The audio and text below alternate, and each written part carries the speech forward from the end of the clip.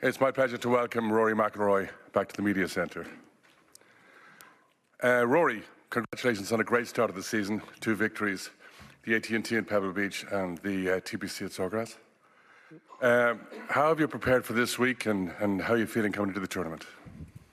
Yeah, feeling good. As you said, it's been a nice way to start the year with the 2 victories at Pebble Beach and Sawgrass. You know, had a decent showing last time out when I played at Houston a couple of weeks ago. Had a good weekend, and then yeah, I've had a couple of visits up here, and that's, it's been, I'm very glad to do that, especially with the weather yesterday.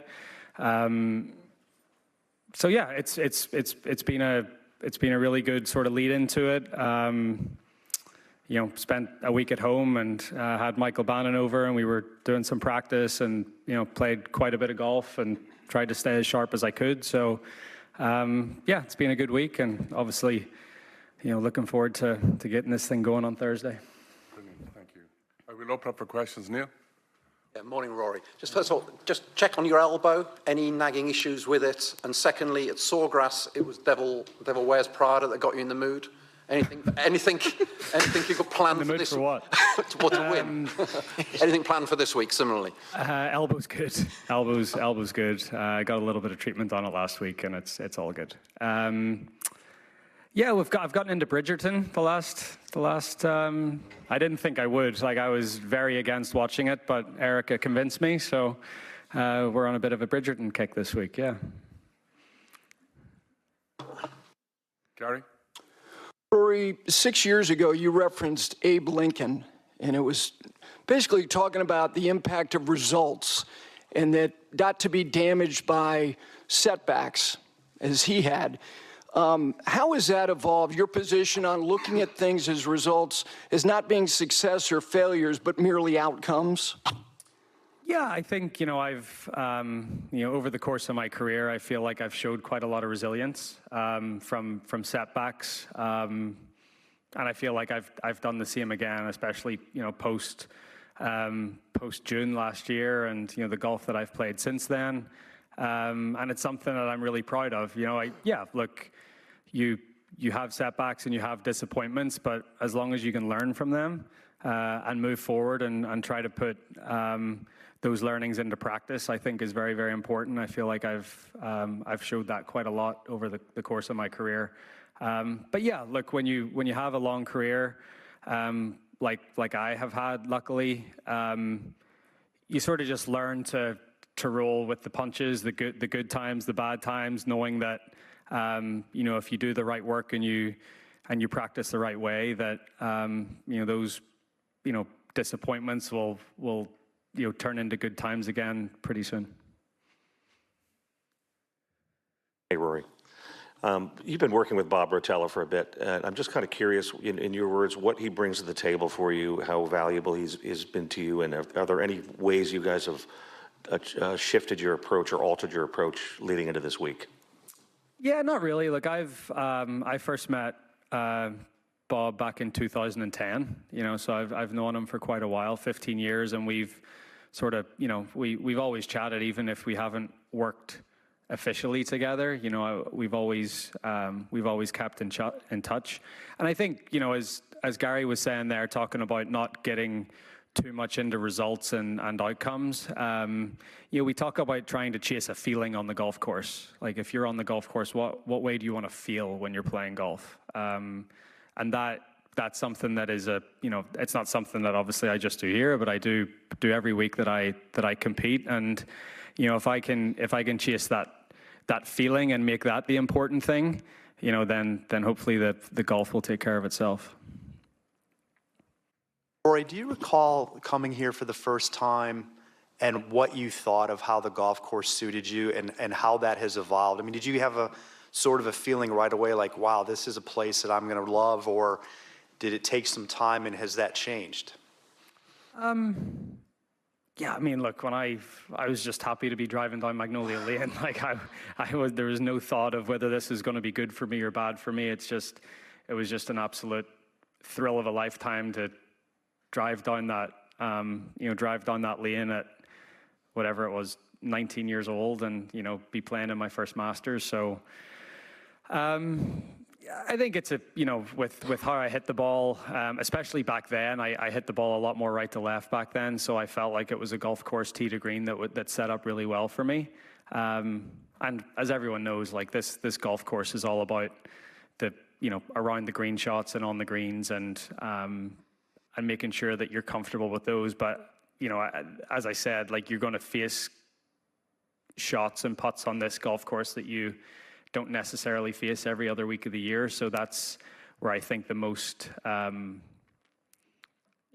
where the most thought and the most time has to be spent and just making sure that you're comfortable around that, on that part of the game. But yeah, I've always loved this course. I've always loved that, people ask me if you could only play one golf course for the rest of your life, what would it be? And I think walking around this place every day would be pretty cool. Don? Rory, excuse me, for many years now, the narrative at this time of year is this could be Rory's year. And given your start in 2025, now it's this really could be Rory's year. Does the pressure or expectation feel any different to you? And if so, how do you manage it? No, it's just narratives. It's noise. And it's just trying to block out that noise as much as possible. I need to treat this tournament like, all the other tournaments that I play throughout the year. And yeah, look, I understand the narrative and the noise, and there's a lot of anticipation and build up and coming into this tournament each and every year. But I just have to keep my head down and focus on my job. Taylor? I want to go back to what you just said about only playing this golf course for the rest of your life if you could only pick one. Why is this place so special to you? Yeah, there's the history, those sort of spring evenings where I would sit down with my dad and watch this tournament. I think all that sort of comes back to me as well, and remembering why I fell in love with the game. And I think it's obviously just a beautiful place. I don't think there's a more beautiful golf course on earth. It's like you're playing golf in the prettiest park in the world, basically. So I think just for that, but yeah, look, the history and everything that this club and this course means to the game of golf, I think all that goes into it. But it's just I feel you could spend all day out there and time would go by very quickly. And I think that's one of the big things. Chris? Rory, Colin Morikawa caught some criticism at the Players for saying he owes the media nothing after he left Bay Hill early. You obviously caught some heat too after doing that at Pinehurst. The conversation after situations like that sometimes is, in comparison to other professional athletes, golfers can be a little more sensitive. I'm wondering if you think that's a fair or unfair assessment. Well, he's right. Not that I think he could have worded it a little bit better, but look, every other athlete, whether it be in the NBA, NFL, they're obligated to speak to you guys after a game. We're not. So, whether that's something that the PGA Tour looks to in terms of putting that into their rules and regulations, but as long as that's not the case, and we have that option to opt out whenever we want, expect guys to do that from time to time. Doug? Or you'd made a comment when you left the Players, I think on the Golf Channel set, that you have to be willing to get your heart broken, and you'd had a spell where you just didn't want to do that. Why do you think that was, and what have you figured out about that? I think it's a self-preservation mechanism. We're all, you don't want to. Yeah, I think that it's more. Yeah, I don't know. It's just more of a thing where you're trying to not put 100% of yourself out there because of that. I mean, it happens in all walks of life. Why do at a certain point in someone's life, someone doesn't want to fall in love because they don't want to get their heart broken, or they, so there are people. I think instinctually as human beings, we hold back sometimes because of the fear of getting hurt. whether that's a conscious decision or a subconscious decision. And I think I was doing that on the golf course a little bit for a few years. But I think once you go through that, and once you go through those heartbreaks, as I call them, or disappointments, you get to a place where you remember how it feels, and you wake up the next day, and you're like, yeah, life goes on. It's not as bad as I thought it was going to be, and I think that's it's going through those times, especially in recent memory, where the last few years I've had chances to win some of the biggest golf tournaments in the world. It hasn't quite happened, but life moves on, and you dust yourself off and you go again. And I think that's why I've become a little more comfortable in laying everything out there and being somewhat vulnerable at times. Was that after St. Andrews, after LA? Do you think that the sun rose and you realized it? No, I think it was after the 2019 season. I remember I'd had a great year. I'd won, 4 times around the world. I'd won the FedEx Cup. I had my best statistical season ever, but I didn't have a great season in the major championships. And I sort of made a commitment to myself from 2020 onwards that these 4 weeks a year I was going to, I went through a time of like, well, I'll just prepare and I'll just do the same things that I do for every other week of the year, but knowing that they're not every other week of the year. So, I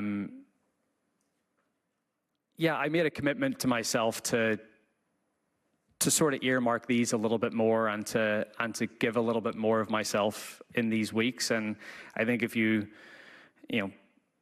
see my major record since 2020, COVID was a bit of a weird year, but 2020 up until now, compared to say the 5 years previous after I'd won the PGA at 14, I think you'll see a big difference in that. And that was just sitting down and reflecting at the end of 2019, thinking that, I need to approach these a little bit differently again. Rory, what have you seen in terms of the golf course and how it's playing down here? Oh, sorry, Jeff. Yeah. How the golf course is playing, and in particular, any tee shots where your approach might change a little because of the tree loss? Yeah, so, I played 2 Mondays ago, the Monday of Houston, and the course was, it was pretty fast, pretty firm. The members had just had their Jamboree tournament, so the course was in great shape. It was dry. Probably a little more similar to hopefully how it's going to play by this weekend. And then last Monday was a little soft and slow, probably what it's like out there right now after the rain yesterday.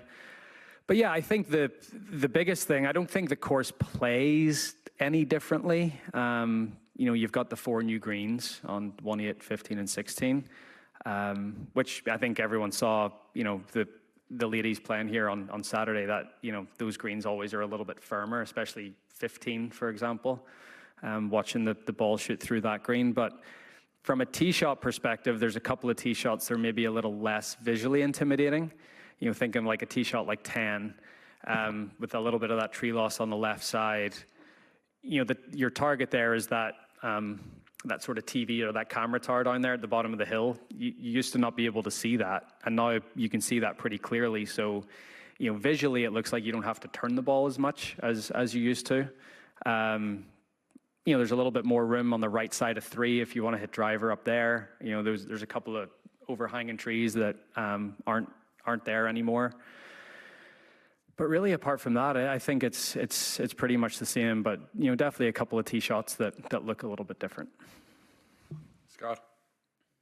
Well, Jeff asked part of what I was going to say, but the fact that you and Shane are here and Ireland has not won a green jacket yet, and it's obviously high on both of your guys' lists. What does it mean, and what do you think it could mean to Ireland if one of the two of you were able to get that? Yeah, I don't know. We went through a really nice period there from 2007 through 2014. Obviously, you had Padraig winning the Opens in the PGA. You had GMAC winning at the US Open at Pebble.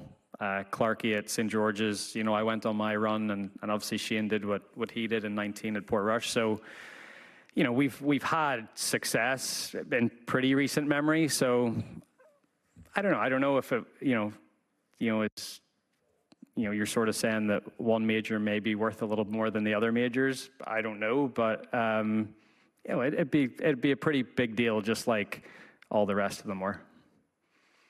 Last two questions, Claire. Hi, is there a book that you're reading this week or maybe heading into this week that you can share with us? For the first time in a long time, I'm reading a novel. I actually got some fiction into my life. It's a John Grisham book. Which one? The Reckoning. Okay. Yeah. It's got off to a pretty good start. Nick. Bernard Langer, with this being his last Masters, I was curious how you view his legacy as a pro. Yeah, I mean, just amazing. Sort of like the Iron Man of golf. I've played with Bernard a little bit. I played a couple of times with him in my rookie year on the European Tour in 2008. Played with him in Germany once, actually, which was really cool. And then I actually played with him in the third round of the 2020 Masters. I mean, he's been amazing. I mean, just what he's been able to do on the champion, what he did in his regular career, but especially what he's done post 50. I think just to have that competitive spirit and have that competitive fire burn for so long, I don't know if I would be able to do that. But I think it's unbelievably impressive, and hopefully he gets the send off that he wants this week. Last question, Joy. Throughout the years, through your highs and lows, you've had various people to fall back on, like Bob, Brad, Harry. But how important is Poppy becoming a part of the team, especially during the lows that you have to experience? Yeah, look, it definitely makes the lows a little easier to take. But yeah, look, the highs are going to be high anyway, but it's amazing. I think especially, after the Players, I think it was the first time that she sort of realized what I did, which was really cool. Also a little scary at the same time, but it's amazing that I can share these things with her and with Erica and like the day after the Players, she went into school, and there's a couple of kids that had said some stuff to her, and she came home to me that day and said, "Daddy, are you famous?" I said, I said, "It depends who you talk to." So it's a bit of a double-edged sword. You have to temper the expectations sometimes. But yeah, look, she's as everyone knows that's had children, it's an amazing addition to life, and it's great that she's here this week. Rory, thank you so much, and have a great week. Hope we see a lot of you this week. Thank you.